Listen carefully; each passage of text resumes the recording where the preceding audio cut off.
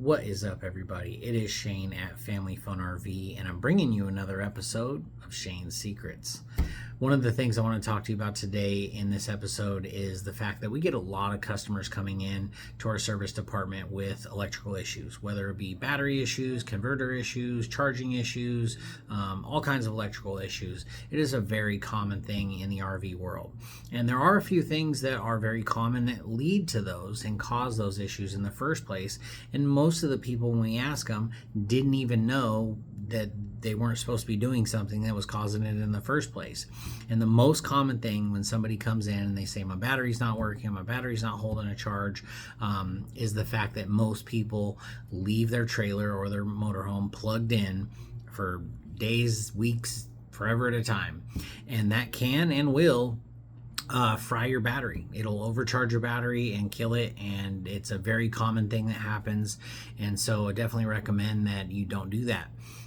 Your converter in your RV should detect when your batteries are full and stop sending charge to it, but that's not always reliable. I wouldn't recommend that you rely on that idea to maintain your system as well. So make sure that when you're not using the shore power, when you're not using the things that need 110, that you are unplugging it or turning your battery disconnect off so that you're not sending charge to it. Because when you're plugged in and you're using your RV at an RV spot, your battery is literally useless because all the power is coming through your shore power and your converter to power the whole system. So you don't even need your battery. So when you're plugged in and you're using it, use that battery disconnect so that you're not overcharging your battery, which is going to maintain your battery life.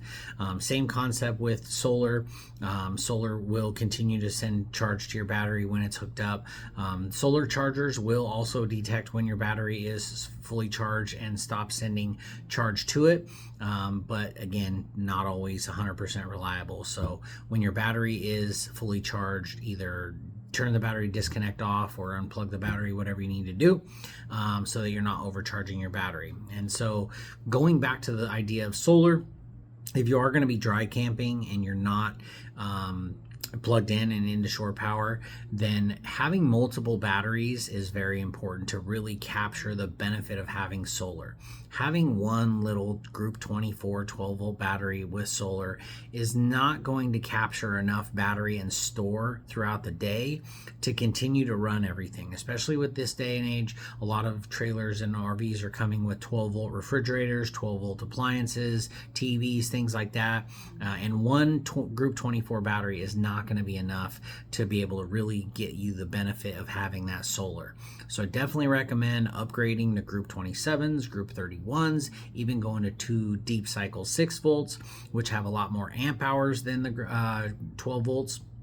As well as, if you really want to do it right, you can spend a little bit more money, or a lot bit more money in some cases, to go up to lithium batteries. And those have a lot of amp hours and will really, really store a lot of power for you to get you through long dry camping times and things like that. And most trailers and RVs that come in these days, mostly with our Forest River line, our Sunset Park lines, they have auto detect converters that will auto detect what type of battery you have, so you don't have to change out your converter if you want to upgrade to lithium, because it auto detects lead acid or lithium, and it works for both, which is fantastic.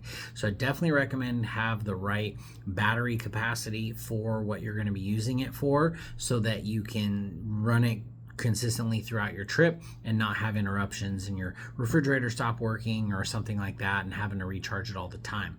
So that is another thing, as well as having solar. And most solar these days is also expandable.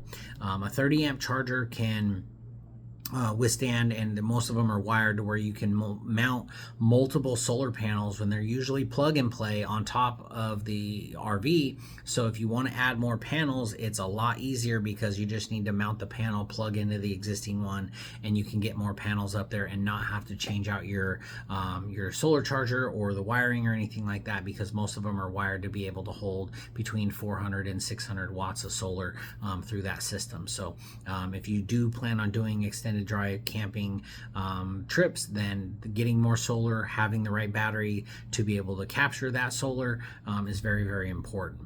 Another thing as well is surge protectors. A lot of people are going to RV parks, state parks that have been around for a long time, longer than I've been alive, and they have power systems and wiring systems and grids that are, quite frankly, very outdated and very old.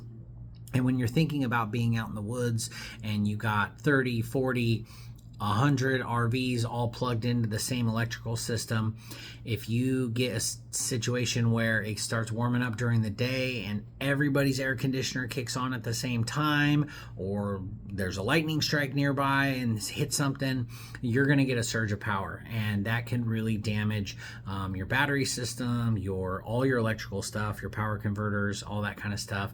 So it is very important to protect your investment by having a surge protector.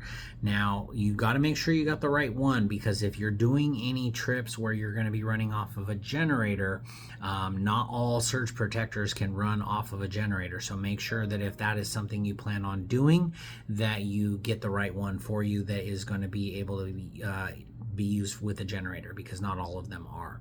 So that is very important as well. So those are just some of the tips and tricks that I wanted to talk to you about. We talked about different batteries, different sizes, amp hours. We talked about use of battery disconnect, being able to capture your solar properly, having a surge protector that's going to protect your investments from power surges and electrical issues. And so definitely take these tips and tricks, and if you have any questions, feel free to leave a comment down below, or just come on and see us down here at Family Fun RV. Check us out on familyfunrv.net, or you can always send us a text message to 503-855-6990. We're always here to help.